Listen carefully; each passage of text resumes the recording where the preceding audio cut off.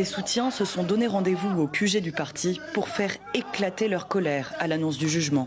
Oui, Masra l'a dit, nous sommes tous des prisonniers à ciel ouvert. L'opposant et ancien Premier ministre tchadien, Succès Masra, est condamné à 20 ans de prison ferme par le tribunal de grande instance de N'Djamena.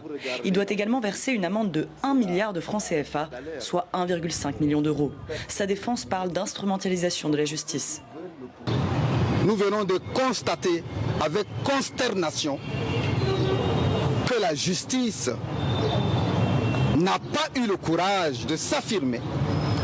Elle n'a pas eu le courage de démontrer son indépendance en tant que pouvoir.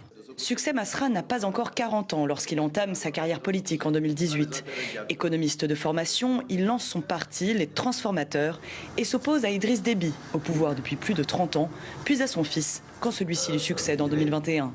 Rapidement, sa jeunesse, son franc-parler, ringardise la vieille garde politique.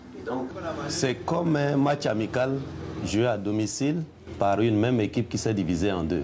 M. Déby ayant pris la peine d'éliminer tous ceux qui peuvent le battre aux élections.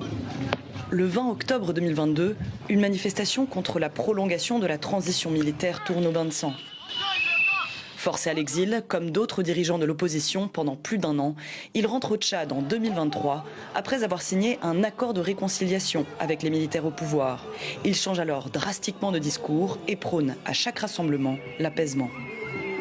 Nous n'avons jamais été un ennemi pour le président de transition, le général Mahamat, et nous ne le serons jamais.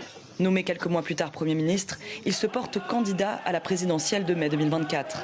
Nous voulons quoi? La justice, n'est-ce pas? Il perd face au président de transition, Mahamat Idriss Déby Itno. Une défaite qu'il contestera avant de démissionner de son poste de Premier ministre et de retourner dans l'opposition. En mai dernier, 42 personnes sont tuées dans un conflit intercommunautaire à Mandakao. Soupçonné d'avoir joué un rôle dans la montée des tensions, Succès Masra est arrêté chez lui. Placé en détention provisoire malgré la mobilisation de ses soutiens, il vient d'être reconnu coupable de diffusion de messages à caractère haineux et xénophobe et de complicité de meurtre. Les avocats ont annoncé interjeter l'appel et leur intention de saisir la Cour suprême.